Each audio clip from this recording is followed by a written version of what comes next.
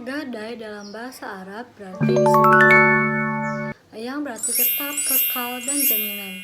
Secara syara, rohan adalah menyandera sejumlah harta yang diserahkan sebagai jaminan secara hak, tetapi dapat diambil sebagai tebusan. Gadai merupakan salah satu kategori dari perjanjian utang piutang yang mana untuk suatu kepercayaan dari orang yang berpiutang, maka orang yang berhutang menggadaikan barangnya secara jaminan terhadap utangnya itu.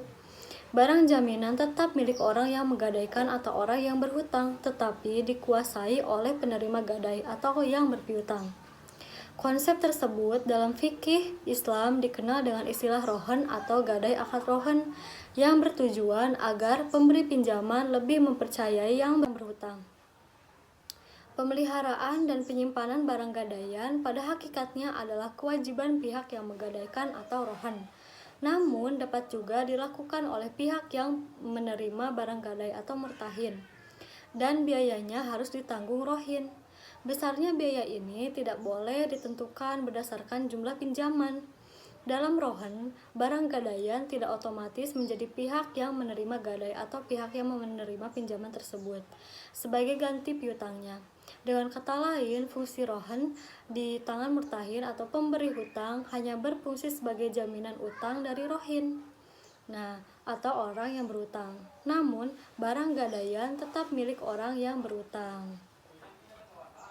Hukum gadai, hukumnya itu jaiz atau boleh dengan dalil Alkitab dan juga As-Sunnah.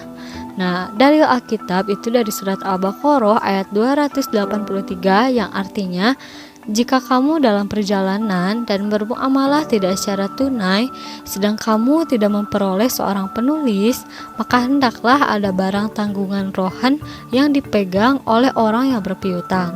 Kemudian dalil as-sunnahnya dari Aisyah radhiyallahu anha bahwa Nabi SAW pernah membeli makanan dari seorang Yahudi hingga tempo tertentu secara utang, dan Nabi SAW menggadaikan kepadanya baju besinya.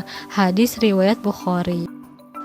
Contoh rahan, misalkan Ani berhutang kepada Budi sebesar 40 juta.